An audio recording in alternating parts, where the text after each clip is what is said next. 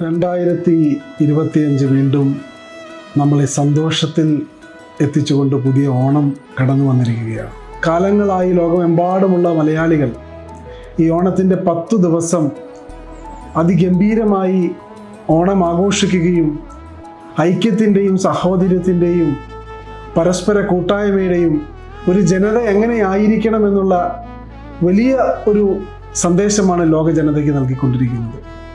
ഈ ഓണവേളയിൽ എല്ലാവർക്കും ഐശ്വര്യവും സമ്പൽ സമൃദ്ധിയും സമാധാനവും സന്തോഷവും കൈവരട്ടെ എന്ന് ജഗദീശനോട് പ്രാർത്ഥിച്ചുകൊണ്ട് എല്ലാ മലയാളികൾക്കും എൻ്റെ വ്യക്തിപരമായ പേരിലും നെഹ്റു ഗ്രൂപ്പിൻ്റെ പേരിലും ഓണാശംസകൾ നേരുന്നു.